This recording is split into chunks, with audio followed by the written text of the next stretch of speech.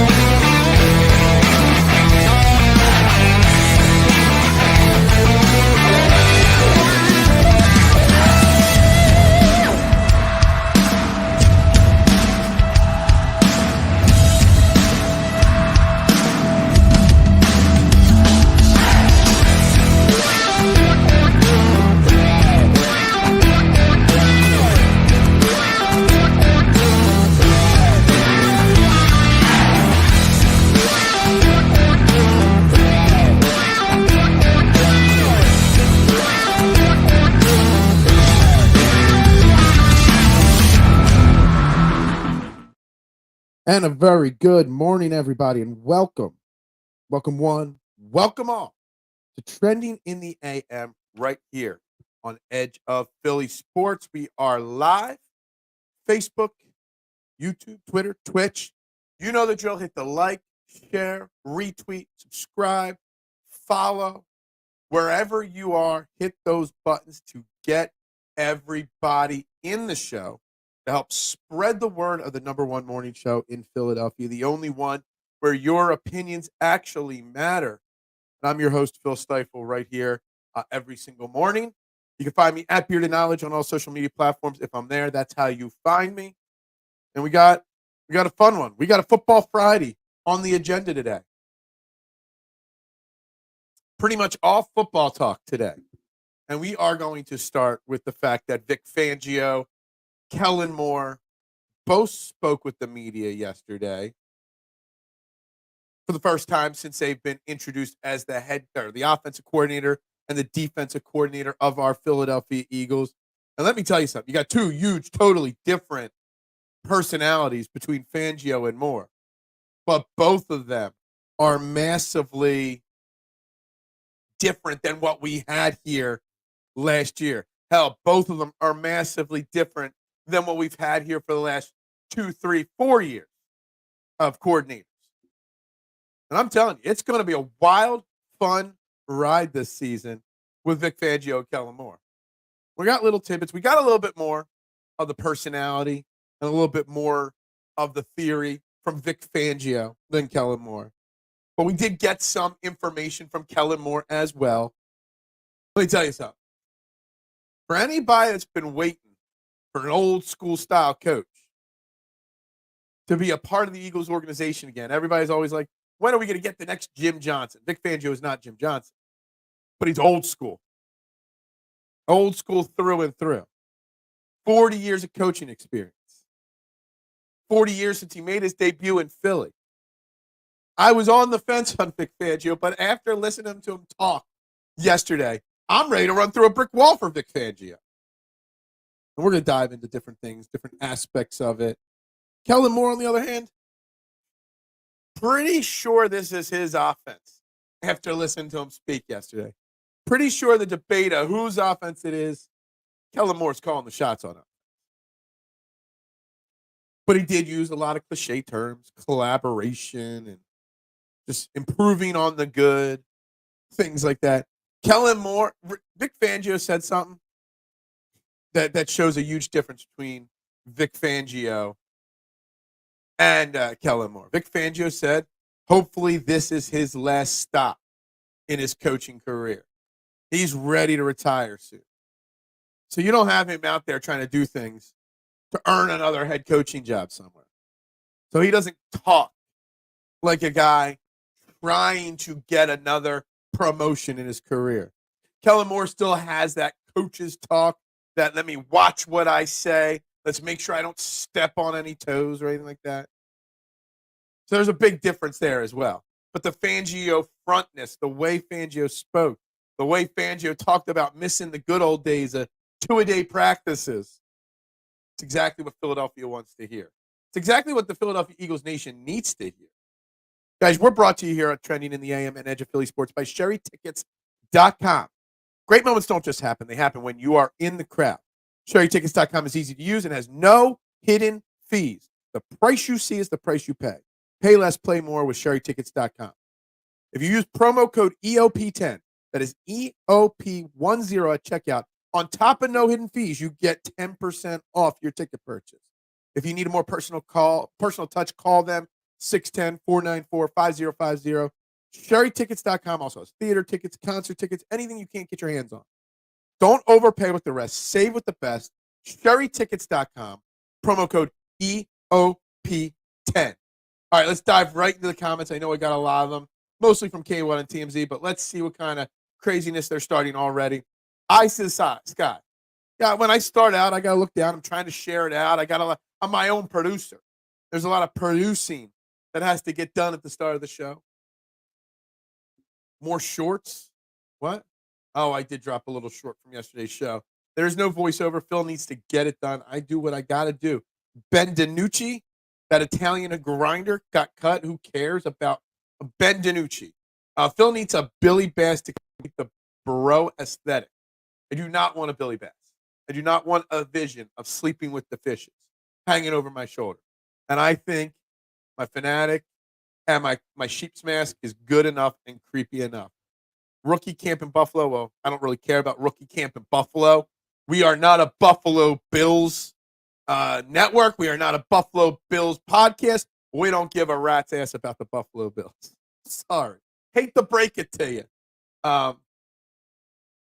Custom Aqua Bowman. Now, there is something I need to get. Someone buy me an Aqua Bowman jersey, and I'll hang that up for sure. Who cares about the Green Bay Packers camps? Phil wouldn't have run through a 70s wood panel wall for Sean Desai. No, I would not have. But for Vic Fangio, let me tell you something. The Eagles might be onto something with Vic Fangio. Not just because he's the creator of the Fangio scheme that they love to run. Not just because, he's going to bring years of experience, but he's also a guy that isn't going to be out hunting for a head coaching job. Kellen Moore might only be here for 1 year. If the Eagles do what we expect and win the Super Bowl, Kellen Moore is going to be head coach in 2025. And we'll be starting all over again with a new offensive coordinator. So there's a big difference between Fangio and Moore and what they're bringing to the table. I am thoroughly hopeful and more hopeful now after listening to them speak yesterday. There's some weird things that were said, some questionable things, but, we'll get into them as the show goes on. Who cares? I'm just going to say who cares. And who cares to this? I don't care. Nobody does. Shout out to wood panels. It's more 80s to me, but whatever. Good morning, Eric. How you doing? I'm glad you are here. Take me to the river. And then it turns his head really fast. Yeah, I know what you're talking about. Fangio is a man's man. Yeah, we learned that real quick when he brought up wanting two-a-days back in the NFL. He wants to practice 2 times a day, not once a day, 2 times a day. He brought up the conversation of, bringing up to Nick Sirianni that he'd like to practice more. And his answer to that question was, well, you can ask Nick Sirianni if I said that. And I love it. He is going to, I think he used the phrase something like this, that I just got to take advantage of the time I'm allowed to do it. Basically, something like that. He wants to be out there hitting. He wants 2-a-days, pad 7 days a week. He probably wants us to go back to Lehigh or Westchester for a dorm room experience of college or training camp. He's an old school football mind. Sometimes it's exactly what an organization needs. You got a lot of young players on this Eagles defense. A lot of young players that need to be molded and groomed. And a young 28, 38-year-old defense coordinator might not be that answer. Now, maybe the younger coach could relate better, but a lot of these guys in this Eagles defense are going to look at Fangio and respect his experience right from the get-go. Phil, what do you make of Fangio's comments on Zach Bond? He sees him as a middle linebacker, but he only played well on the Saints when he was used as a pass rusher. It's funny, Davey, that you asked this question, okay? Because so I took notes. I got my notebook here. I didn't listen to them live, but I replayed later both press conferences. I took notes on everything. And it's very hard for me to read my notes because I start taking notes in shorthand and I scribble. So in the heat of the moment of the show, it's hard to write. But I don't know if you noticed this. Before we even mention him as a middle linebacker or an outside edge rusher or whatever he is, Davey, you know what was really crazy? If you listen to Fangio speak, the first player he addresses by name, he hints at players. But the first player's name that he mentioned was Zach Bond. He didn't mention Jalen Carter or Quinyon Mitchell by name. He didn't mention Cooper DeJean or Jordan Davis by name first. He mentioned some of these names later. The first name he mentioned specifically was Zach Bond. And I think that's interesting. That's telling him something. He also couldn't even remember everybody's name. He had to pull out a sheet, like his depth chart, to remember some players' names. But Zach Bond, he remembers. So that tells me that Zach Bond hiring or signing was for Fangio. That was somebody that Fangio wanted. Both Fangio and Moore mentioned how Howie asked them to, scout certain players and give opinions on certain players and how they fit. I think gone are the days of giving coordinators square pegs to fit in round holes. Howie Roseman's like, Fangio, what do you want? Here are some players we could get. Fangio's like, I like this Zach Bond guy. Now, can he play middle linebacker? Well, if anybody's going to get him to play middle linebacker, it's Fangio. Fangio prides himself on his linebacker work.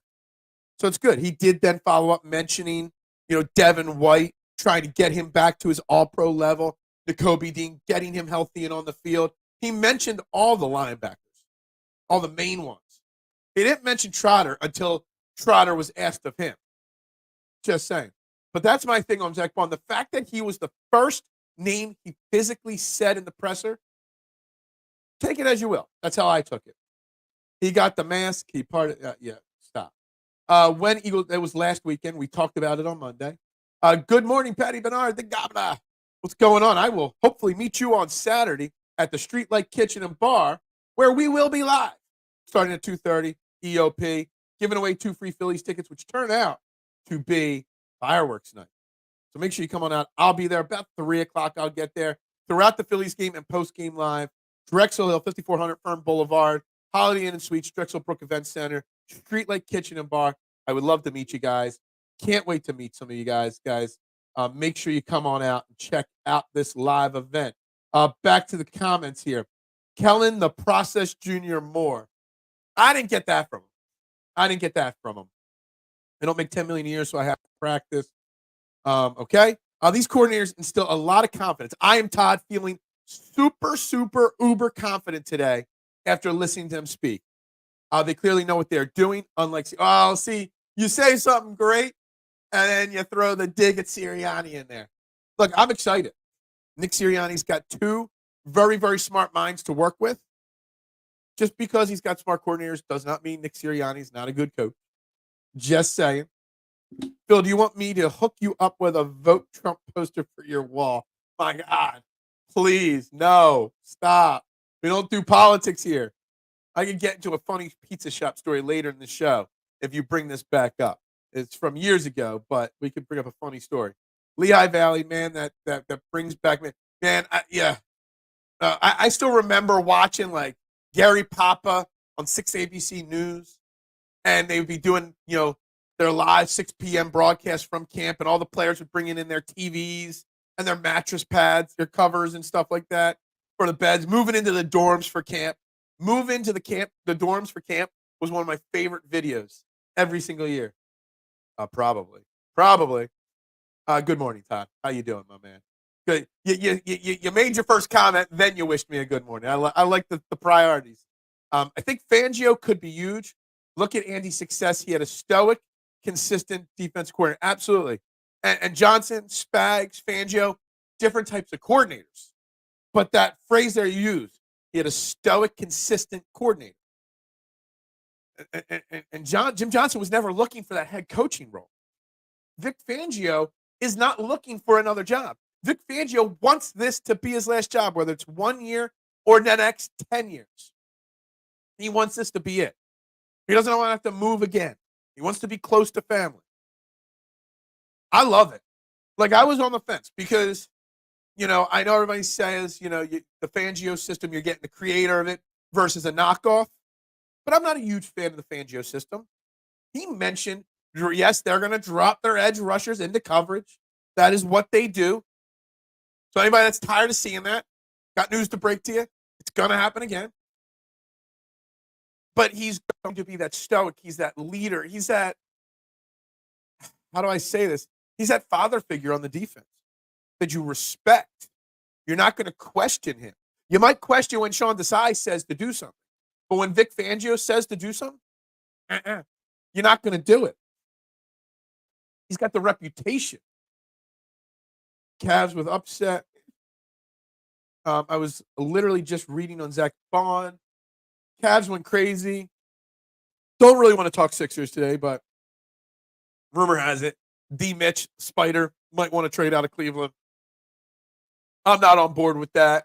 I wouldn't want him, but I know Sixers fans are going to pine for it. Phil can't read his own notes. He wants a paralegal. Dude, well, my notes for the reads are typed. My notes from my notebook are scribble scrabble. As Phil's vision get more and more out of whack, how many different or of thickness? Yeah. I went on YouTube looking for Bond highlights after Fangio's comments. Jeremiah Daniels was in love with him coming out of college. Yeah. And Jeremiah Daniels is a guy that we like, It's just funny that the first name mentioned out of all the names, all the talent on this defense, all the high-end rookie and young draft picks, and he mentioned Zach Bond first. Or Lloyd Braun. Is it Lloyd Braun or Zach Bond? I'm not sure. Serenity now. And so it begins. The legend. Yeah, I know. It never. And it's constant on this show. Vic Fangio will transfer Bradbury back to solid. He won't be freaking having the guy learn the slot and jacking his head up. If he ain't broke, don't fix it. I love that. Don't break what's not fixed, or don't fix what's not broken. I still don't know if James Bradbury is going to be here, Fred Burns, but I still feel there is some positives of bringing James Bradbury back. Some for what you say. The fact that defense might and should be better next year, which some of James Bradbury deficiencies might have been masked in 2022 based off of the success that the defensive front was having. So with a better secondary, better safeties, better linebacker play, better line play, Bradbury should just get the benefit of the doubt that he's going to be a little bit better. But I still think once you draft Quinyon Mitchell and Cooper DeJean, and you already got Ricks and Ringo and McPherson and Rogers and Slay and Maddox and all these guys. Did I say McPherson? I mean, there's 10 guys in the cornerback room. You keep 6 or 7 on average coming out of camp. Somebody's going to have to get the cut. I did bring up the Eagles depth chart for conversations like this. So you got Mitchell, Bradbury, McPherson, Ringo, Slay, DeJean, Maddox, Rogers, and I said DeJean. Okay.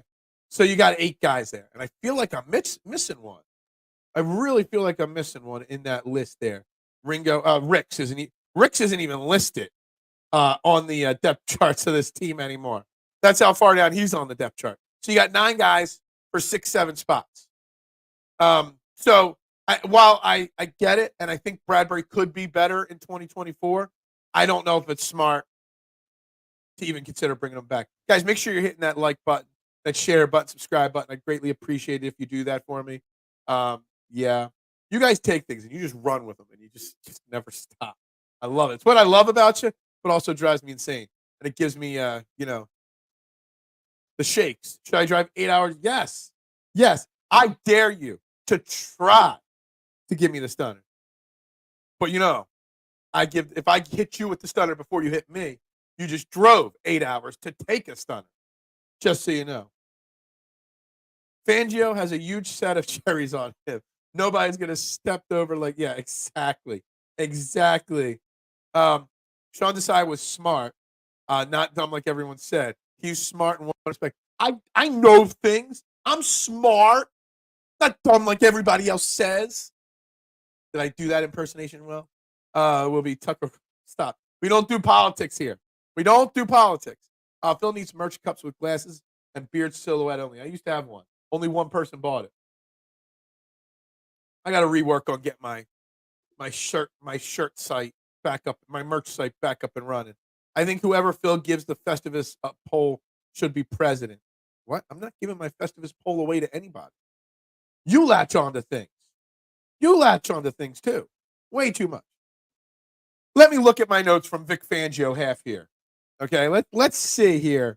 Outside of 1 and 2 a days, you know what? And he doesn't want to be a head coach, but something I wrote down that I think is really, really important that Sean Desai did not do is Fangio carries himself like a head coach. I mean, he is a former head coach, but he hasn't been a head coach often in his career. He's mostly a coordinator, positions coach, but he just acts like a head coach. It's not as, and it's something that I've wanted since day one with Nick Sirianni.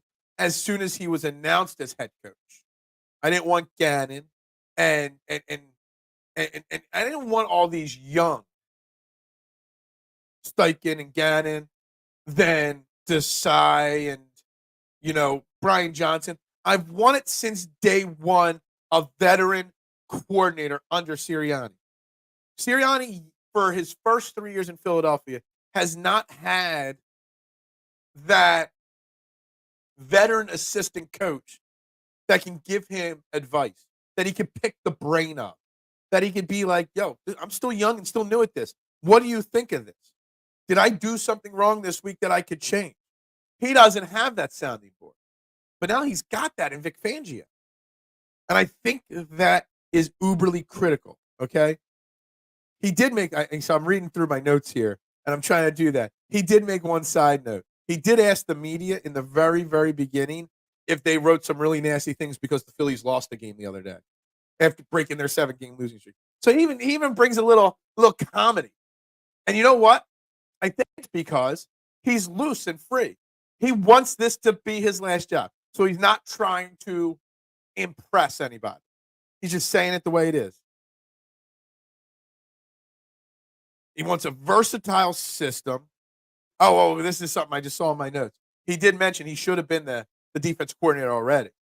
He did he was asked about what went down after the 22 season and should he have been the coordinator here in 23.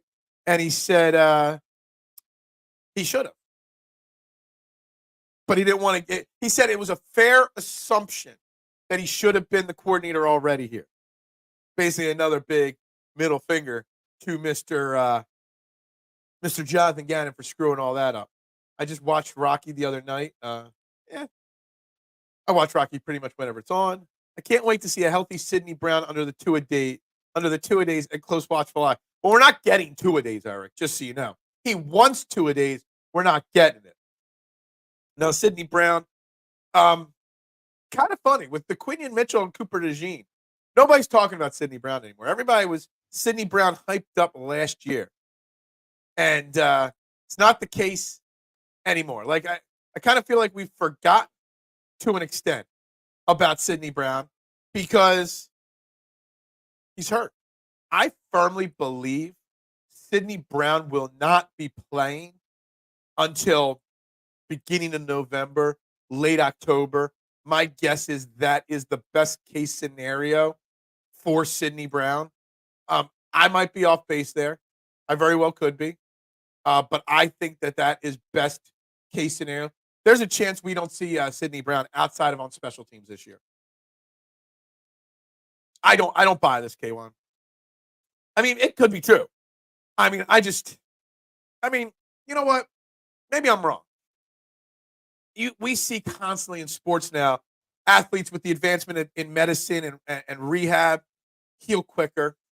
Maybe I'm just not ready to agree that it's advanced enough that he could be ready that quickly. I don't know. I just find it hard to imagine because it's an 8, 9, 10 month recovery, and you're talking 6 months, 5 months. Hard to imagine. All access to Philly's secret notebook and knowledge. There ain't nothing secret in here. Although I think I do have my all my passwords to everything written down in here. It's probably not good if I use it. Oops, my bad. That's my scenario. What? I don't even know what you're talking about. I like that he said he's going to throw a lot of players early, so they could prepare to be ready versus deferring team. I'm like, oh my god, I love this guy. You know, it's funny you say this because right before the show, I watched a video from Dan Orlovsky. Love him or hate him, whatever. But I watched a video and he showed us. He still has his rookie playbook from 2008, his rookie year, from the Houston Texans. I don't know if it was his rookie year, but from the 2008 rookie playbook from the Houston Texans. That's massive. And he says coaches like to throw as much as possible on these guys early because it weeds out who can handle and who can't handle, who can hang and who can't hang, how quickly they can grasp it, how much do they want it so that they sit there and learn it. And yeah, Vic Fangio is going to throw a lot at these guys. And the sharks are going to swim, and those that aren't are going to be eaten by the sharks. And I love it. Swamp them with information. You know, when I start somebody new at the Peach Time, I'm like, I'm going to overwhelm you. Take in as much as you can. By day 3, it will all make sense. That's what they're doing, and I like it. Good morning, Joe. What is up? Not everyone built to be a head coach. I believe some of these GMs owners need to pony up and pay to keep good offensive coordinators, especially if you have a rookie quarterback. Example, Slowick in Houston. Yeah, teams need to do more to keep their coaching staff together. They should. I get that. You know, if we go out there and win a Super Bowl this year, Kellen Moore, even if we just do well, even if we go out there and make a deep run and make it to the NFC Championship game, Kellen Moore will probably get poached, which means then that'll be a 4th year in a row with a new offensive coordinator here. Teams need to do more to retain their coordinators. A head coach is only as good as his coordinators and his players. Just like we like to keep our teams together, try to keep our coaches together. Coaches' contracts don't count towards the salary cap. You can pay them whatever you want. We probably don't see Sidney Brown until midseason at the earliest on special teams. Yeah, I'm not rushing it. Now, I am concerned still with our safety depth. You got Reed Blankenship constantly hurt. C.J. Gardner-Johnson constantly hurt. I guess Cooper DeJean could play safety. It doesn't sound like, from everything I'm hearing from the coaches and the GM, that's what he's going to be an outside guy. I think Fangio was asked about Cooper DeJean and said, I thought I wrote it down, but maybe I didn't. But basically discussed that we only have seen him play corner, so that's what he's going to be. So I am concerned. Justin Simmons is still sitting out there, and Vic Fangio Simmons is a Fangio guy. I still wouldn't be opposed to bringing in another safety versus trying to transition Maddox or Rodgers or Ricks or Ringo into a safety depth piece. Go out and get another guy. You could do it. Kellen talk of motion got me hyped. Yeah, we haven't really talked about Kellen Moore much. But he did mention very quickly motion. Pre-snap motion. That something that I've been asking for the last, even during the Doug Peterson era, I was asking for more pre-snap motion. I remember a game in like 2020 against the Rams. And all they did, the Rams, was run motion. And we never do it. We adapt so well. We're always ahead of the curve in so many things with the Eagles, in philosophical things, styles of players, coaching styles. But the one thing we've never evolved whatsoever is adding pre-snap motion. His comments on Barkley and other running backs, RPOs. Yeah, I wrote down, and so words that were from the quote: Saquon, premier running back behind our elite offensive line. Words he said in the phrase when he was discussing Saquon Barkley. And you got to love it. I expect a massive amount of Saquon Barkley usage, but not just straight running. Out of the backfield, catching passes, blocking, play. He didn't just talk about that. He used the word play action. We like old school football. Play action is old school. Not RPOs. We're not talking RPOs. We're talking play action. There's actually a difference between RPOs and play action. And he mentioned play action. I got excited. I thought maybe there's a chance we'll see a flea flicker again someday. Kellen Moore will finally unlock the greatness of Kenny G. Yeah, when he gets to his next team, the head coach of the next team, and Kenny Gainwell happens to be there. Kenny Gainwell, I hate to break it to you. Kenny Gainwell will not make my final 53-man roster prediction. Vic Fangio is an educator, and as long as the players want to learn, he will teach. But I think he holds the, what's the word? Like the respect, the reputation that they'll listen. Sean Desai probably wanted to teach. But no one was, if you're questioning what Sean Desai was saying, it didn't hold any onus. When Vic Fangio says it, you might be like, I don't know. But it's Vic Fangio saying it, so I'll trust it. There's a difference. The reputation precedes itself. Hell, he's got a reputation of being a tough, hard-nosed guy that butts heads with players. Still, it holds onus when he says it. If we do well, Moore will be offered a head coach somewhere, but Fangio will stay because he wants to end here. And that was the first thing I said about Vic Fangio. This is his last stop. We have a coordinator here that wants to be here 2, 3, 4, 5 years, then go start playing golf. I don't know if Fangio golfs or not, but you know what I mean. He's ready to coach for 4 or 5 more years here, and then just go stick his toes in the sand, or his ass in the sand, toes in the water, not a worry in the world, cold BBR in my hand. Life is good to me. That is where Vic Fangio is. He's got the reputation. He's got the respect. He's got a system that he knows. He's got the confidence of the team, the GM, the coach, to do what he wants to do. No meddling from the outside. You're not going to see a consultant taking over the role, no matter how bad it gets mid-season. When he spoke, when Kellen Moore spoke yesterday, I was thinking, I was questioning, I was being thought-provocative. When Vic Fangio spoke yesterday, I just accepted everything. Like, I was just like, okay, he says it, I'm good. It's funny because I was more excited for the Kellen Moore hire when it happened than the Fangio hire. But now after yesterday, man, I am 1,000% locked in to Vic Fangio, our defense coordinator. All my doubts out the window. Eagles going to be must-watch with AJ and Barkley more stacked than 04. Well, yeah, don't forget Devonta Smith. How are you going to keep good coordinators, though, if they want to be head coach? It's tough. You got to pay them. K-Wan, you got to pay them.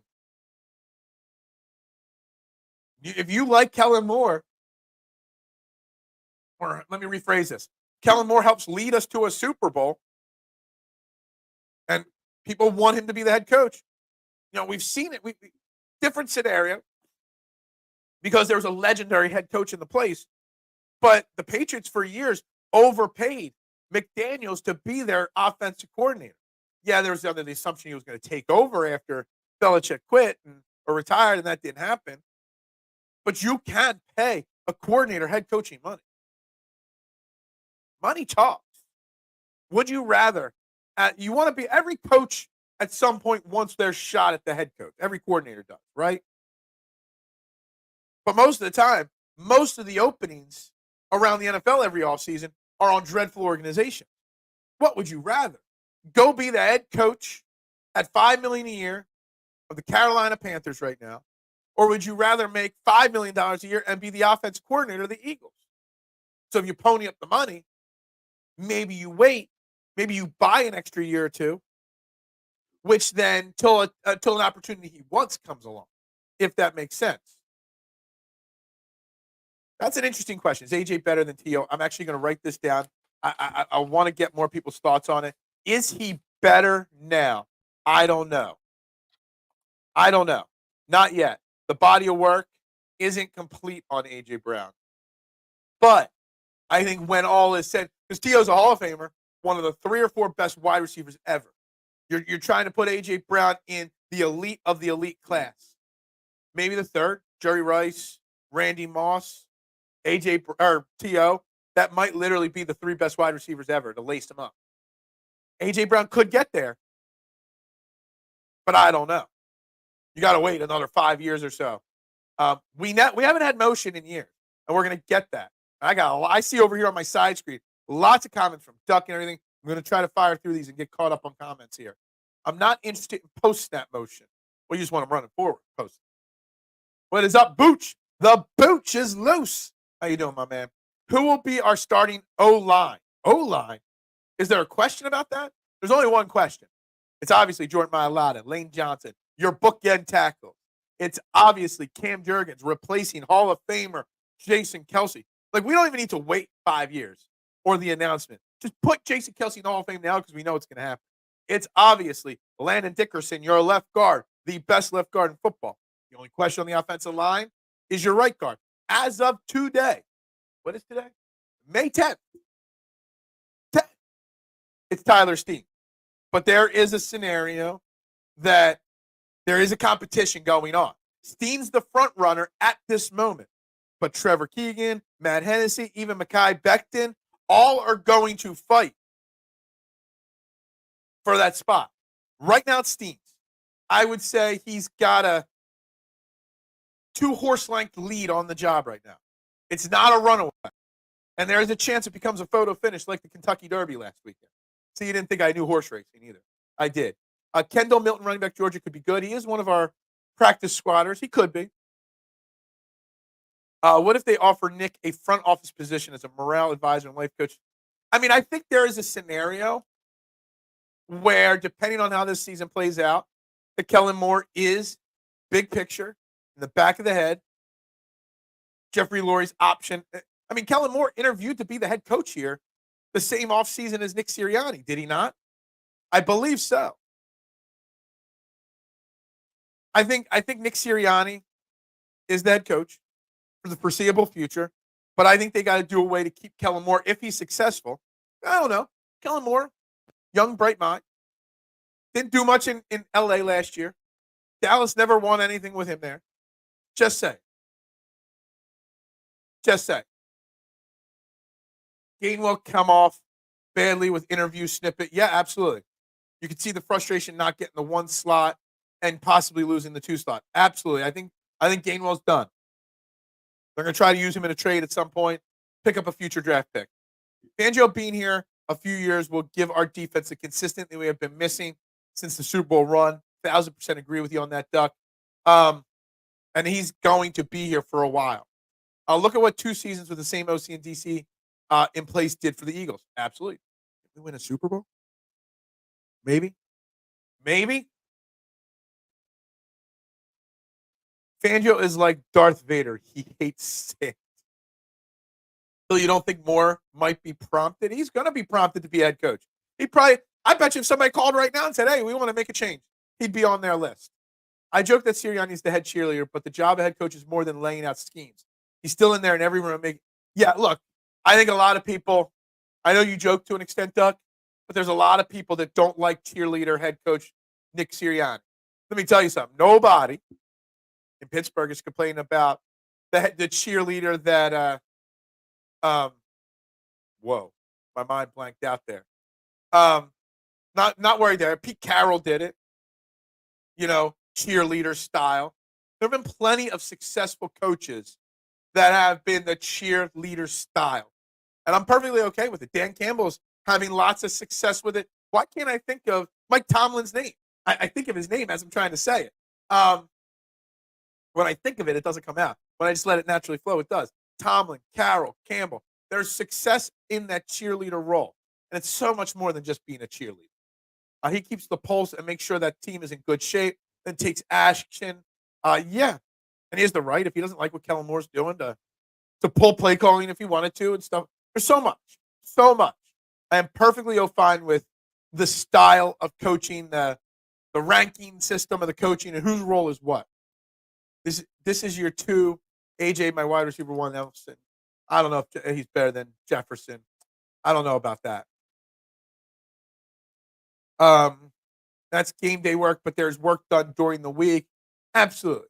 Absolutely. He keeps everybody on the same page. He sets the vision. It's his vision, and everybody else has to get his vision to the finish line.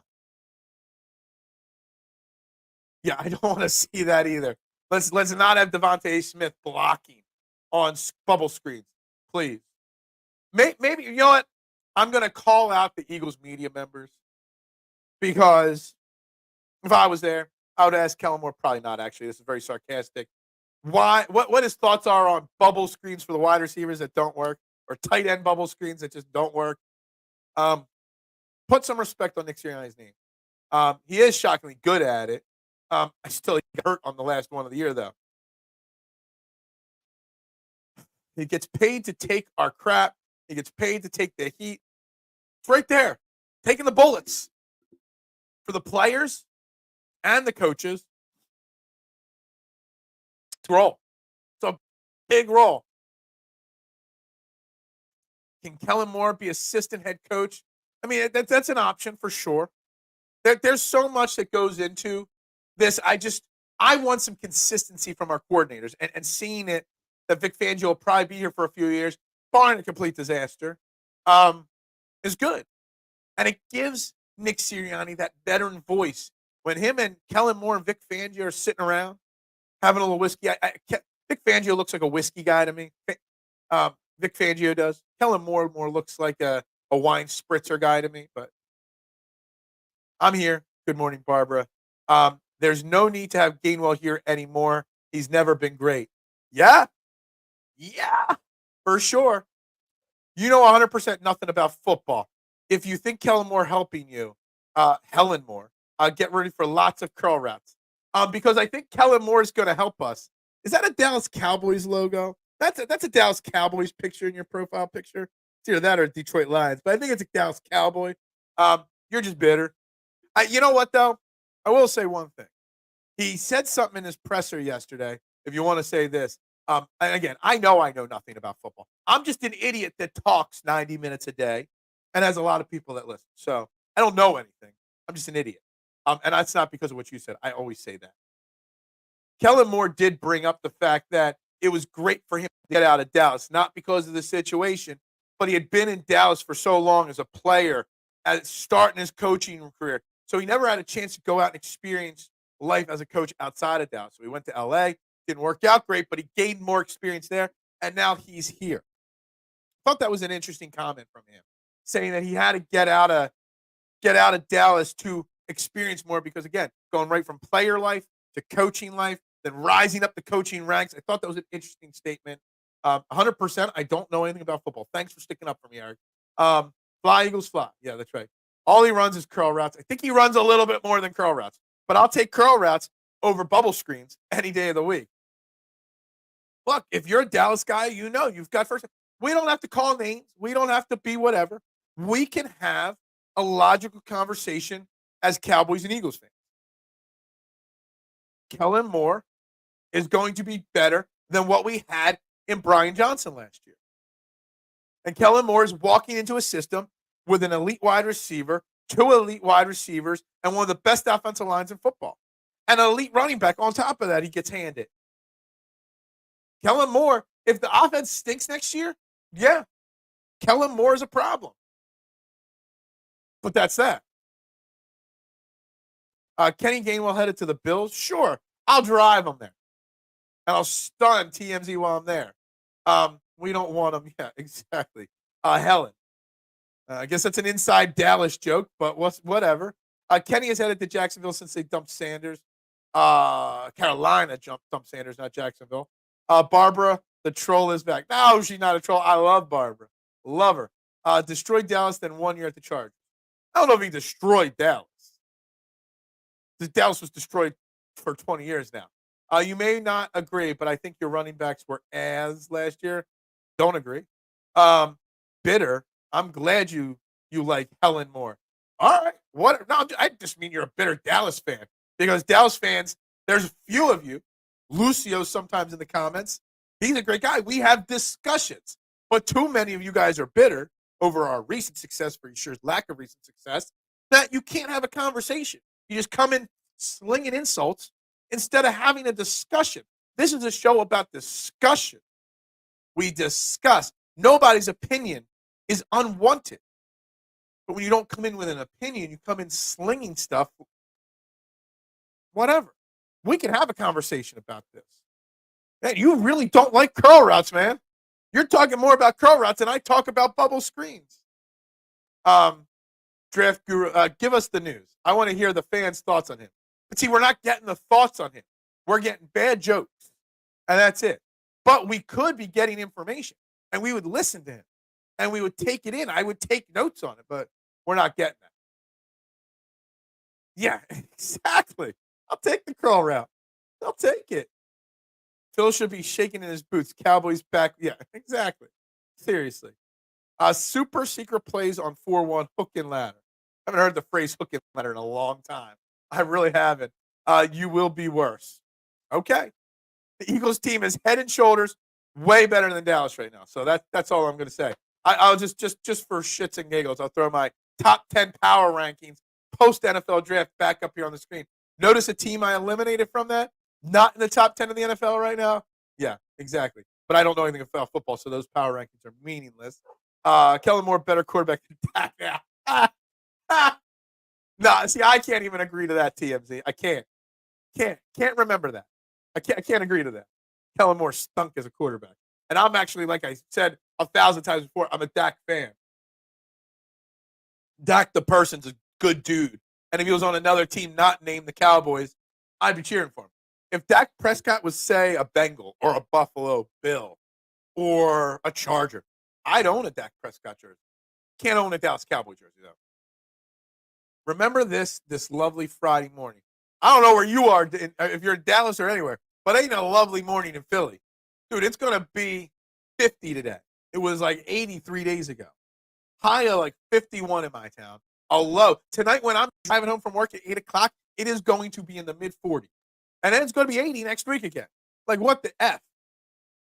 Brian Johnson was handcuffed by Sirianni, I think. Johnson would have been better this year if he was allowed to stay. I don't know if he was handcuffed by Sirianni. I think Brian Johnson was a little overwhelmed in the scenario and the situation. I do. I really do. And I think him, just like Deuce Staley, just like Kellen Moore, leaving an organization that they've been with for a very long time and going elsewhere to experience more in the NFL probably is good for them. I forget where Brian Johnson headed, but he's not an offensive coordinator. Yeah, don't besmirch the name the gatekeeper. Yeah, exactly. All are welcome to the Core 12. Even Dallas Cowboy fans. We just got to do it the right way. Was there a Varsity Blues reference there? I probably have only seen Varsity Blues like once or twice, so those references right over my head. Dallas has been too, yeah, exactly. Bitter. It's comical you signed him. Okay. We'll see. Come back here in 6 months and we'll see. Come back here in 3 months. We'll see. Tough love. Okay. We'll find out. But let me know who you guys signed. Oh, that's right. You guys signed Ezekiel Elliott again. You're mad that we signed Kellen Moore when you signed Ezekiel Elliott. What is worse? We'll just leave that there. Phil goes deep. I always go deep. Does make a point. You expected Dallas offense to take a step back last year, and they actually did much better. I just dropped my pen. How am I going to grab that now? Meanwhile, Herbert had his worst year. Well, first off, I can't pick it up. I tried. All right, we'll pull out a backup pen from my side tab over here. Does this pen work? That pen does not work. I guess we're going pencil here for the rest of the show. But Herbert had his worst year. But I thought, I don't know. I grabbed it. My toes are so long. I was able to pick that up. First off, you're not going to get me anything to say anything positive about Justin Herbert. If you've watched me long enough, you know I am not a Justin Herbert supporter. But yeah, I get it. There are a lot of injuries on the Chargers, overrated quarterback, a terrible head coach there. I'm positive. But see, this is where if Danny used this as his opening comment, I wouldn't be mad at him right now or disappointed. Not mad, disappointed, because I'm not mad at anybody ever. Bring in something tangible to the conversation other than I know no football and enjoy your curl routes. Like, that's the difference between what Danny said and what you said, Joe. This makes sense. Now, except for the part that Justin Herbert, just because I've got an agenda against Justin Herbert. When your top wide receiver only runs curl routes all year, come talk to me in January. That's fine. Dallas had a lot of issues. Kellen Moore might have been one of them. Maybe. They also got a lot of other problems, especially at the top with Jerry Jones and the way he runs business, the way he runs shop. Teams were poorly built every single year. And I mean, outside of you mentioning curl routes, I've got nothing else to substance coming from you on. That's what Kellen Moore ran on 4th down versus San Francisco, a hook and ladder in the playoffs. You know what? Now that you say that against San Francisco, I might vaguely remember that actually now that you say that. Because once the Sixers get eliminated, I stopped watching NBA basketball. Once the Eagles lose, if they lose, I watch football every day, all day long. Dak Cousins, that might be a fair comparison. That might be a fair comparison right there. Yeah, Dallas is in cap hell because absolutely. I wish Jerry Jones to stay general manager and owner of the Dallas Cowboys forever. Because as long as he does, Dallas will never realistically have a Super Bowl chance with Jerry Jones running this team. He just won't. So please, I hope Jerry Jones finds the fountain of youth and stays alive forever and in charge of the Cowboys forever. Kellen was a decent quarterback. I don't even know. I just know, all I know when I think of Kellen Moore is Boise State, and I think of backup quarterback. And backup quarterbacks do tend to make solid coaches, more backup quarterbacks than star quarterbacks have been coaches. Because they sit, it's just like backup catchers make great managers in baseball. Backup quarterbacks make great coaches in football.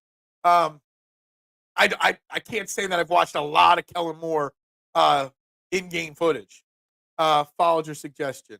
I hope Duck's suggestion was to join trending in the AM and the Core 12 hair every single morning.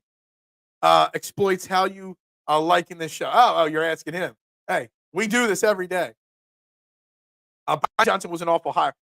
Brian Johnson was not a horrible hire as quarterback coach 3-ish years ago. Brian Johnson was a terrible promotion to offensive coordinator. And what did I do, K1? What did I do to the Core 12 that was here, has been with me for a long time?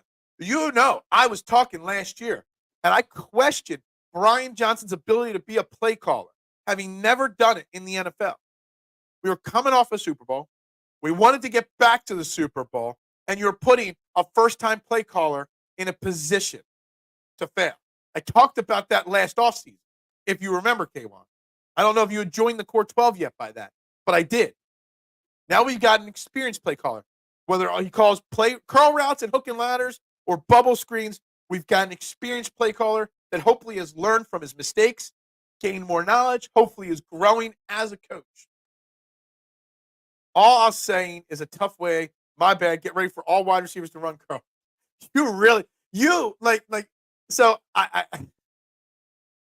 You are sounding like us Eagles fans talking about bubble screens every Monday after a game. Because that's all Brian Johnson ran. Terribly designed wide receiver bubble screens, tight end screens where you get your star wide receiver injured. It's just, your nightmares of curl routes is our nightmare of bubble screens. Just so you know. How I'm mad. I'm laughing. Okay, laugh away. Have fun. When is Dallas going to get a new quarterback? Hopefully never. Actually, probably after this year. They really did sign, I think it was like a 1-year, $2.5 or $3.5 million deal with lots of incentives built into it. Zeke is the running back in Dallas now. I'm really far behind on comments, guys. I'm trying to fire through it. I got ad reads to do. I got so much to do. $37 million running back Barkley made of glass. It was $27 million, not $37 million, 2 years. And Saquon's much better than Zeke at this point. Next level content. Yes. Let me catch up. Wait, I guess Chargers had no talent on offense. They had talent. Overrated talent. Herbert's 23 and 22 numbers aren't that different. He has 5 touchdowns, but also, and he also got hurt for a little bit, didn't he? He had Brock Purdy, number 2. Who's Brock Purdy, number 2? I don't know Brock Purdy, number 2. Dak is the issue in Dallas. Even Jerry Jones knows it. Yeah, I mean, Dak's going to be gone probably in Dallas after this year. Might not be a smart decision, but whatever. Watch went off. Wasn't that like a play on like Tecmo Bowl back in like the late 80s? 4 curl routes, and that's it. There's a play that was all curl routes, and there's a play that was all Hail Mary routes. That was it. Hook and ladder is also a ref. Oh, is it? Gotcha. Again, probably 20 years since I've seen that movie. Our defense will be scoring too. True. Hook and ladder is a play. P.S. Never seen Varsity Blues. Oh, okay. I've seen it once, maybe 20 years ago. Noodle Arms Southpaw from Boise State. I just remember Boise State stuff because of their field. So, all right. Enough of this Dallas stuff. It's almost time to pull out the VCR and put in Tin Cup and Twister. It's right next to your 90s. Love it, Joe. Favorite guy of the day today. Or was not great. BJ was promoted. You're correct. Yes. Mispromoted. It was promoted because he was Jalen's babysitter. Yeah, pretty much. Moore already had his learn on the job time. Exactly. Brian Johnson failed doing it. Now, yeah, I'm a little fired up today. I am a little fired up today. You must have joined me at the part once I got fired up. But I try to keep it pretty reasonable. I'm definitely, don't compare me to Farzi. As long as you don't compare me to Brock, not Brock, what's the guy? Brody. As long as you don't care like Brody or Broads or whatever his name is. And I'm not like Jimmy Smith. I'm not like that either. Sometimes I get a little loud. Brian Johnson is Hurt's close person friend. That's how he got the job.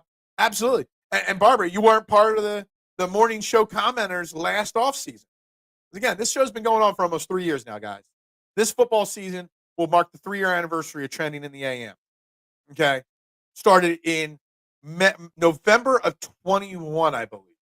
So November of 21 will be 3 years. And I said it last offseason, Barbara, that I questioned. I didn't know if he was unqualified or not, but I questioned his qualifications for the job last offseason. I did. I questioned Sean Desai massively last offseason for his qualifications, reminding everybody how bad his last defense that he ran was in 2021 with the Bears. I questioned these things. I got crushed for that. I got crushed for questioning Brian Johnson and Sean Desai last offseason regularly.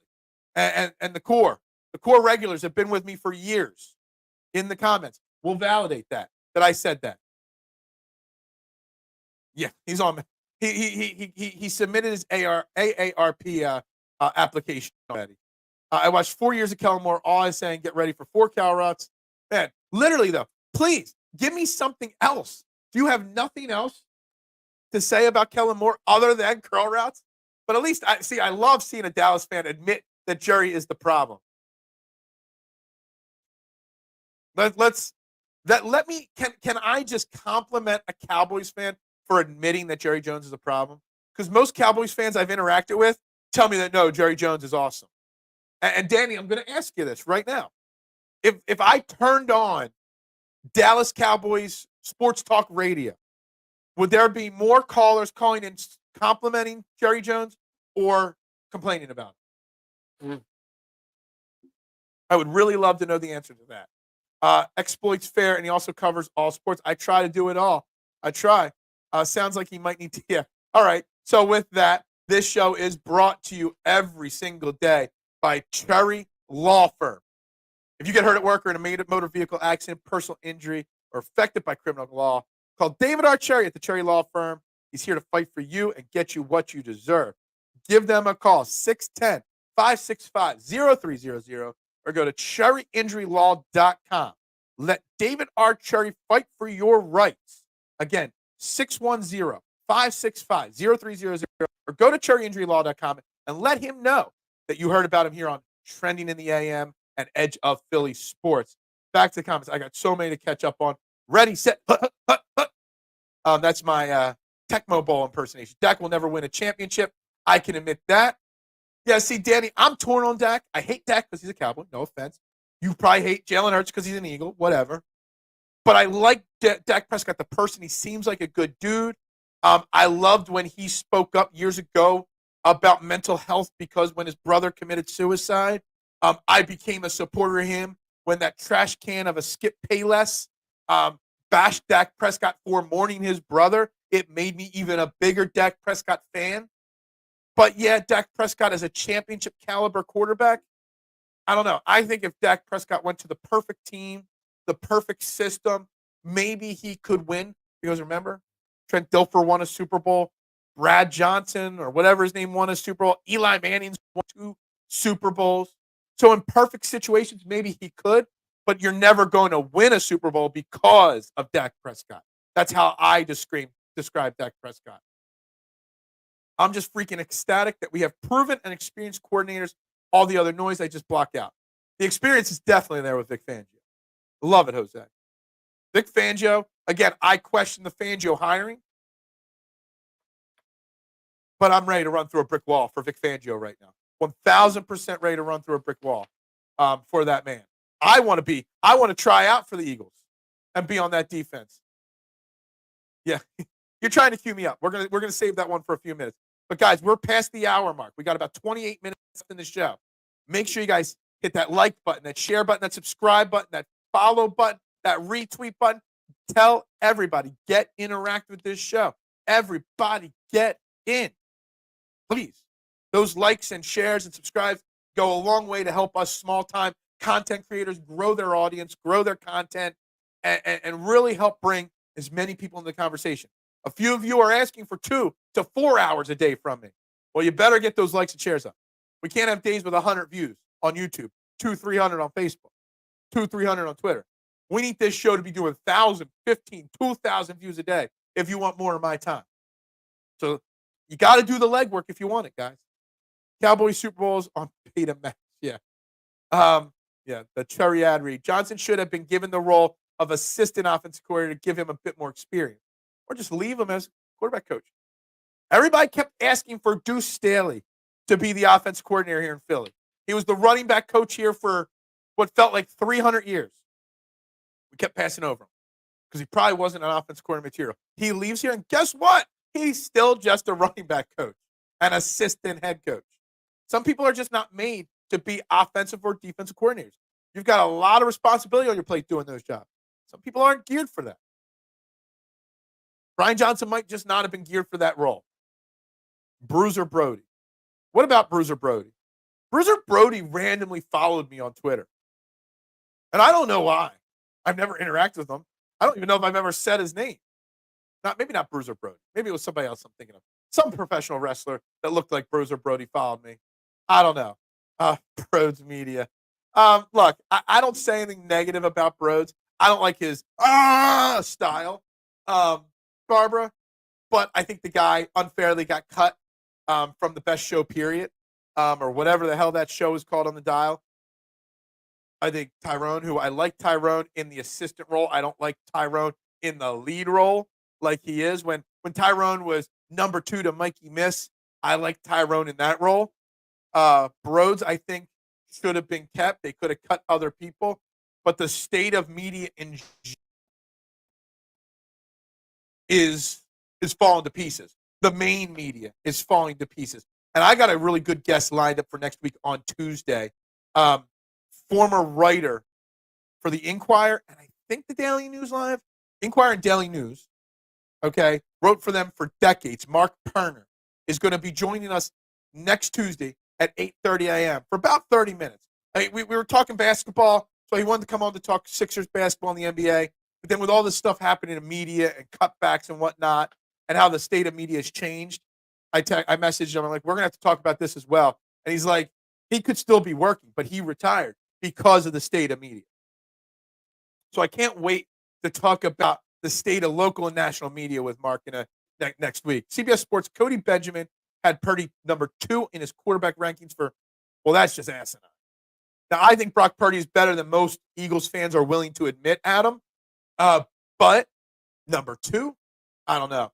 I know people ask for my quarterback rankings, and I haven't done my offseason, but I wrote down a bunch of names and started ballparking them. I got Purdy right now at number 11 on my list, but I'm not finalized. I keep bumping people up and people down. I got Purdy at 11 right now. I got Dak at 13. To mention the names, obviously Patrick Mahomes 1. I can't figure out the 2 through 5 area. 2 through 6. I can't figure out that right now. Then Cody needs to be promoted. Tell us more about curl routes. Yeah, exactly. I am triggered. Yeah, I'm scared. I'm going to have a nightmare of curl routes later tonight because of him. I am. Danny's going to make me have curl route nightmares tonight. Mark Holmes. I don't know who Mark Holmes is, but okay. That they love Jerry and love Dak. Dallas fans are sick. I can admit it. Eagles fans are sick too, Danny. I mean, you know, we're to be a passionate fan of a football team like Eagles and Cowboys fans are. I mean, it takes a sick, crazy mind to be fans like us. You know, it's recency bias because he's in a system that works well with him. Once someone figures it out, he may drop. I don't think he's number 2. I also don't think he's outside the top 10 or 12. I think Brock Purdy is a very solid young quarterback who's been put in a very bad situation with early success in his career, getting anointed the next big thing. Jerry is greater than Jerry, yeah. I feel like you make your live reads more Eagles-centric. I will try. I will try. That's why I have an NFL draft channel, because if you badmouth anything Dallas, you're a hater. I love it. I love it. He's a great system quarterback and a winner. I'd probably have him 5 or 6. Yeah, like I said, I'm still like I got Mahomes 1. I got the names 2 through 6 down. I got the names 7 through 12 down. I got the names 13 through like 18 down. I just haven't figured out where I'm putting them yet. I will maybe sometime next week. Maybe this weekend I'll try to finish my quarterback rankings up. I did my power rankings earlier this week. Maybe I'll try to do my top 10 or top 20 quarterbacks for next week at some point. I got guests Tuesday and Wednesday lined up next week, so we'll see. Danny Savage, there's still time for you to be an Eagles fan. We welcome all. You want to be a trader? Jump on in. Why not? Yeah. Dak needs a Valium. Come playoff time, he falls apart. Handstand meme Dak, yes. Dak is a good, solid quarterback. He's a great game manager, and he's asked to be a gunslinger, which he is not. Yeah, I think that's fair. Please, I beg of thee. 100 times better than Patricia. Absolutely agree there. Once Dak throws 1 interception, your game is over. 2, then 3 coming. Yeah, he definitely has that quicksand effect where once he starts to sink, he struggles, and he starts sinking faster and faster. If you know where that quicksand reference came from, you're cool to me. 2 puppies playing is better than Patricia. His whole career has been based on holding a clipboard. Yeah, I've never seen that meme. Well, look it up. Google it. Google me. Danny says Moore, the coach, got bad nerves. Bruiser Brody was a wrestler who got murdered. So, yeah, somebody else then. So, somebody with a professional wrestler that reminds me of somebody followed. I know Bruiser Brody's not alive anymore. I knew that. And I don't know why I said he followed me, but somebody else with that Bruiser Brody-like appearance followed me. Hopefully he'll use more motion. He has clearly said, and he spoke. I moved off my note page. He mentioned so much about pre-snap motion and making it easier for the quarterback. And pre-snap motion does that. He mentioned that, Adam, when he spoke yesterday, and it excited me a little bit. It did. Before we sign off today, do the Phillies continue having problems in Miami? The Phillies are going to whoop up this weekend. Whoop up. Whoop up this weekend. They're winning the series. Whether a sweep or not, I don't know, but they will win this series. And the wrap-up, we still got 20 minutes. The old man had too much wine. Phil, they just let go of Jen from that show. Sad. Yeah, Jen Scarrato got let go. Pat Egan got let go from the company. WIP let go of a lot of people. The Inquirer's constantly cutting back. It's all money grabs, but yet they keep these. A channel like WIP cuts so many good, hardworking, up-and-comers, but yet pays $6 billion to bring Spike, the son of the king, to town. Yet they still pay the king or court jester, whatever you want to call them. Like these channels, they're chasing the clicks that chase the advertising dollar instead of putting out good content. They keep the younger or the more engaging personalities on the air. Yeah, you initially might take a dip, but sometimes you got to take a step backwards before you take 2 steps forward. But unfortunately, these channels, they keep looking for the quick fix to the ratings, the quick fix to the dollars by putting crazy clickbait content out there. And that's the problem. I never listened to, I don't either. It's crazy how it's played out, Adam. Crazy how it's played out. I am too. It really got predictable mid-season. I'm not an NFL insider. I was calling the plays. My wife, who never watches football, and my wife too. Like, my wife kind of watching dog videos on her phone, and what did I just see? I know that's not good. 97.5 is just keeping their shock jock guys. Exactly.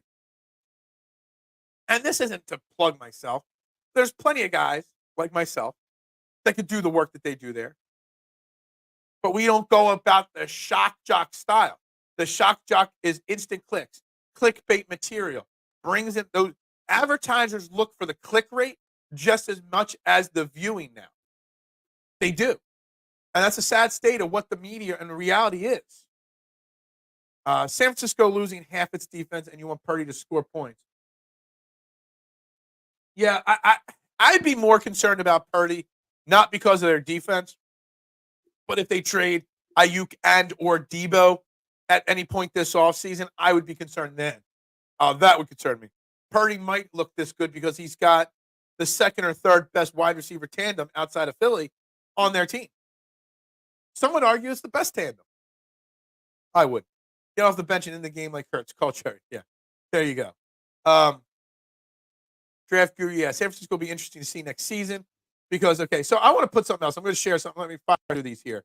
I think it's the Lions year. I do like the Lions this year. I do. I really do. Even NFL Network Candidates Morning Show. That has something to do with the ESPN buying out, or there's a merger, or something's going on with ESPN, and I think that is what is going on with NFL Network, K1. Phillies will lay the smacketh down. Draft Guru Lions have been hitting the drafts, yes.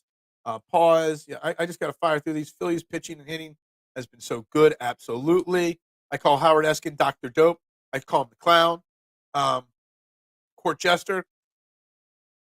I like that, though. David Archeri will let you. Yeah. All right, so I'm caught up here. So, guys, real quick, final sponsor of the day. It's PhillySportsTrips.com if you want to go to Brazil. You want to check out any event. Oops, that's Sherry Tickets. I put the wrong one up there. Sherry Tickets is getting double promotion today. PhillySportsTrips.com. If you're a Philly sports fan and you want to travel with your favorite team, then check out PhillySportsTrips.com. They offer premium travel and tailgating packages, self-travel, full travel, bus trips, hotel stays, flights, you name it, they do it. Give them a call. Check them out, PhillySportsTrips.com, and they got a great package going to Brazil to see our Eagles face the Packers Week 1, August 30th to September 8th. If you got some money, you want to go to Brazil, go check them out, PhillySportsTrips.com. When you sign up, let them know you heard about them right here. Trending in the AM on Edge of Philly Sports. Also, if you don't want to go to Brazil, they do bus trips to D.C. to see the Commanders play the Eagles, to the Meadowlands for the Giants. They always got trips all over our country. If you don't want to go out of the country, check them out, PhillySportsTrips.com. I wanted to put something up here because someone said the Lions, and we're talking the 49ers. No, not a fan. I gave Sherry Tickets a bonus plug. It was a false start. 5-yard penalty. I got it on that one. Let me put this up on the screen. I'm going to do a quick share screen here. I just got to figure out which tab. Here it is. This is the tab. This was on Fox NFL, or NFL on Fox's, podcast. How they're at this point predicting the NFC to shake out playoff picture-wise. They got the Eagles 1, 49ers 2, Lions 3, Falcons shockingly 4, Green Bay 5, Dallas 6, Bears 7. Okay? Now, I agree. I do. I think the Lions 2, 3, and the 49ers 2 are fine. I don't think the 49ers fall off much unless this will change if they get rid of Debo and Ayuk. Then that would bump Detroit up to 2. I don't think the Falcons win their division. No doubt about it. Like, I think people are seriously overrating the Falcons. I still think Tampa wins that division. The Saints are going to be neck and neck with them. Carolina won't, but I don't think Falcons win their division. I think Green Bay at 5 is good. I think Dallas at 6 is solid. They're still a good team. They're still the second best team in the NFC. They're still going to win 10 or 11 games no matter how much we bash them. And the Bears at 7 is as shocking, if not more shocking, than Atlanta. The hype about the Bears right now. I mean, just because C.J. Stroud led the Texans to the playoffs as a rookie QB does not mean every single rookie QB is going to do it. I have zero faith. I would bet the house that the Bears do not make the playoffs. They might be a better team. They might win 8 games. The Chicago Bears will not make the playoffs one bit. I know I brought this up because someone said it's Detroit's year, and I like that. And I'm buying the Detroit hype. But the Falcons and Bears hype, sorry, NFL on Fox. You guys are so off on this list. It's very long. You guys give him plenty of pre-press in the comments. Good Morning Football is moving to L.A. from New York City because they have all their studios there. It's a money-saving thing. There's something going on between NFL Network and ESPN. Kind of read the story, but I don't remember all the details about it. Like the NFL needs to save money. Yeah. Seems high for the Falcons. They're basically saying the Falcons are winning their division, and there's no way. Yeah, Baker and the Buccaneers will win that. Everyone's like, well, that division is terrible. Yes, the NFC South is not a good division in football. But there's no way they're winning this. They're winning their division. You still got to win 10 games to win that division. 9 or 10 games. Falcons ain't winning 9 or 10 games. Who'd they draft with their first round pick? Yeah. So, no. Everyone's saying Kirk Cousins. No. You could have convinced me if they used that pick to add to the offensive line to protect Kirk Cousins. Gone out and gotten Kirk Cousins another wide receiver. You could have used that pick to improve your defense. But no, you drafted 4 years from now Kirk Cousins' replacement. The Falcons are a terribly run organization.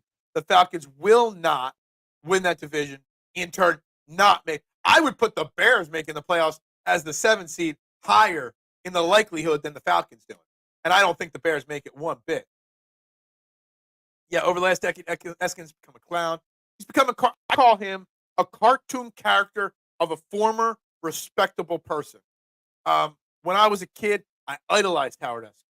Mike Missinelli. A lot of these guys I idolized as a kid. And now they're like what I used to idolize is a figment of my imagination. I don't even remember the last time I cared about them. It's not that they have to. I am sure a new VP is making it happen to put up success under the wings and show they are doing work. Yeah, something like that. Cherry gives us so much, but asks so little. Yeah, you guys and David Archek. Yeah, I would put the Bears more likely. But and there's definitely fans out there, NFL fans, that would say that the Eagles shouldn't be one on this list. Tell me, did 49ers in Detroit have as good of an offseason on paper as the Eagles did? I don't think so. I don't think they did. So that's why I put the Eagles, and I agree that the Eagles should be one on this list, especially with the uncertainty with the offense in San Francisco. Detroit, I'm not just saying this to say this. I think Detroit is a bigger challenge for the Eagles and the 49ers to come out of the NFC. I really do. I really believe that. And I like that the Packers are there at 5. Having the Bears at 7, I just can't see how the NFC North is going to have 3 teams make the playoffs. I just don't see it. Don't buy it. Don't see it, especially considering that the Rams aren't on this list. The Rams are going to be a playoff contender. You've got, I'm trying to think of the other teams around. The Bucs, of course, are going to be playoff contenders. The Rams, like I said. I'm trying to think of other teams. Honestly, the NFC, maybe the Bears aren't that much of a long shot. I mean, there's only one team I'm seeing that's missing from this. Maybe the Seahawks. Really, there's only 8 or 9 teams that have a chance to make the playoffs in this conference. So maybe. Guys, the Falcons were a 7-win team last year with Mr. Ritter at the helm. You now have a competent quarterback that can win you at least 2 more games. I don't know about that, Joe. That's putting a lot on Kirk Cousins. I don't know. Kirk Cousins is not a winner. He's not. Facts, Joe. The Falcons are loaded at skill positions. You still need a competent quarterback. Kirk Cousins. Kirk Cousins? Hold on here. Let me look. I wrote down my top 20 quarterbacks to put together my top 10 list, and Kirk Cousins' name isn't even on here. That's what I think of him. I forgot who Kirk Cousins was, and I didn't even put him on my top 20 names. That's what I think of Kirk Cousins, guys, that he's not. When I wrote down my top 20 quarterbacks to put together my power rankings of quarterbacks, Kirk Cousins' name, I put Geno Smith's name on here, and I didn't put Kirk Cousins. That's what I think of Kirk Cousins. I was always a Sal Pal Antonio. When Boom, what's his name? On Countdown would say Sal Pal Antonio. Dirk Gunn, though, even to an extent, became clickbaity when he went to Jacob Media. The Riddler was awful. He was. Kirk Cousins chokes. Exactly. Didn't even put him in my top 20.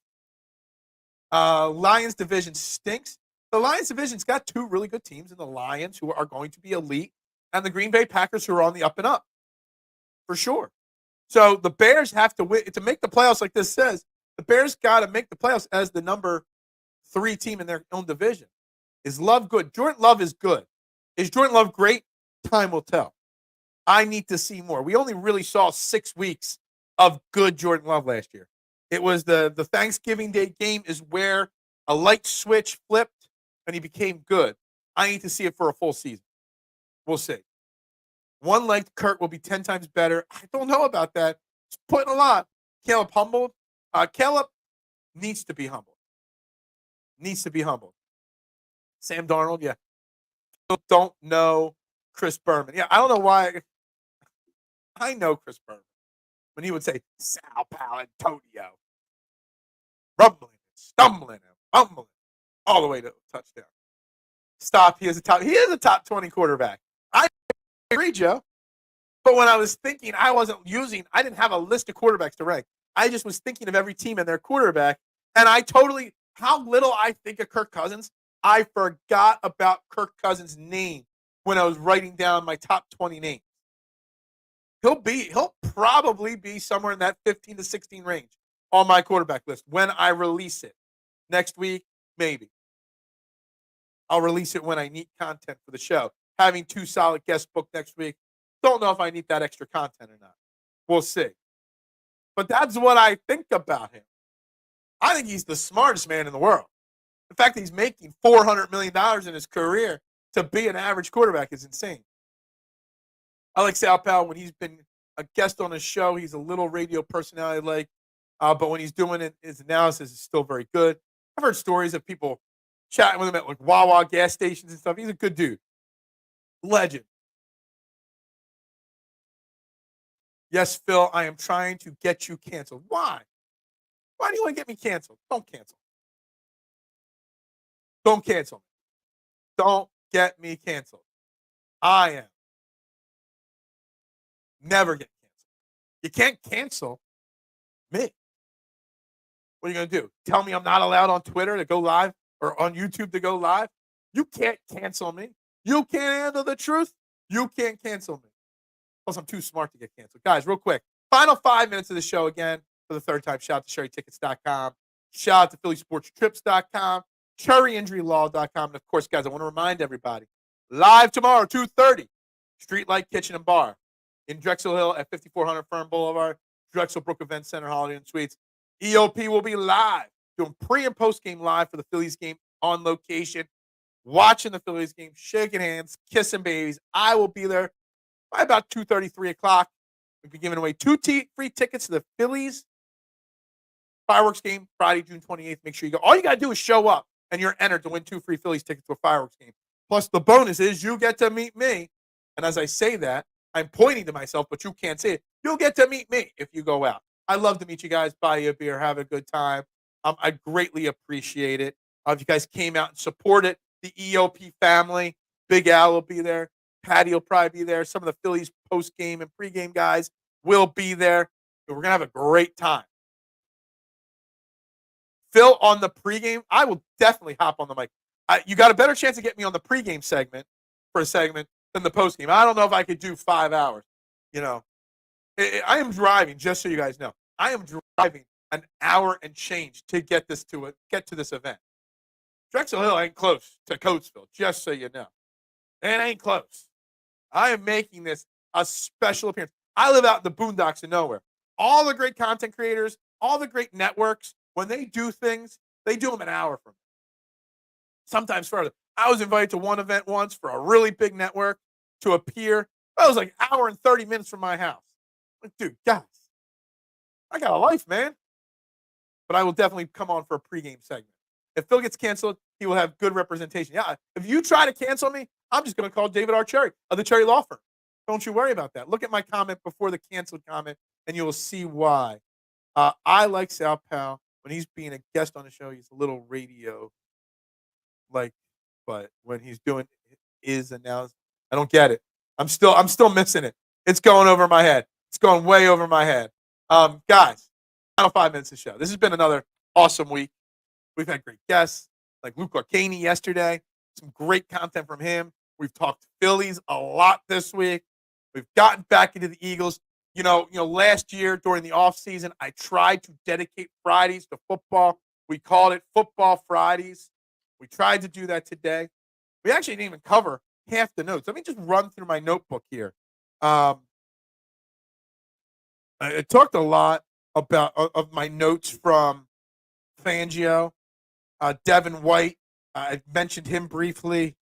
I love the fact that he had to look at his notebook to remember all the names. Didn't mention he talked about getting back to the basics and that being a problem last year. Kellen Moore looked like he's 12 years old. Talks about they did a lot of good things, but we're going to build on it and connect it all. Tweaks and changes. It is his offense. Pre-snap alignments, motions, and shifts. He wants the offense to have a clear identity. I thought those line was important. Won't lose the good, but it's going to fix the bad. Collaboration was a word. Play action was a word. I enjoyed it. I enjoyed it. Something else came up yesterday. I don't even remember now who brought it up. It was either WWWIP or the Fannies at 97.5. Making a post and a segment and an episode of us. We're talking Fangio. We're talking Kellen Moore. We're talking Cowboys. We're talking NFL. Do you know what one of the channel shows on the dial yesterday made their kickoff topic? Jalen Hurts' height, and is it a concern going forward? Really? You've run out of things to criticize Jalen Hurts about? So now into his 4th year as a starter of the Eagles, we're gonna say, well, he's too short to be a good quarterback. Really? Is that what goes on the dial? Like, you're firing. These stations are cutting and firing really good, up-and-coming personalities, young and old. Yet, the ones you're keeping, the ones you're paying big money, some of them not even from the city of Philadelphia, transplants, their best content that they can come up with is questioning Jalen Hurts' height. This is why the radio is dead. This is why print media is dead. Because you got to use phrases like that to get clicks, and then you get the clicks, then you present the click information to the media, to the advertisers. They don't care about good content. Instead, taking a step back and developing teams for shows that are going to put great content out there, care about their listeners. Just throw random shit out on social media, get a couple clicks, get me bitching and moaning about it, and that's how they get their money. It's a shame. And I was talking with next week's guest, Mark, about it. When I first started podcasting, now we're 4+ years into this game, okay? It was a hobby. It was a pass-the-time type of thing. Then it very quickly became more than a hobby and a passion. And then it got to a point where I'm like, all right, I want to make this a secondary career. I want to be on the radio. What kid that grew up in the 80s doesn't want to go on the WIP?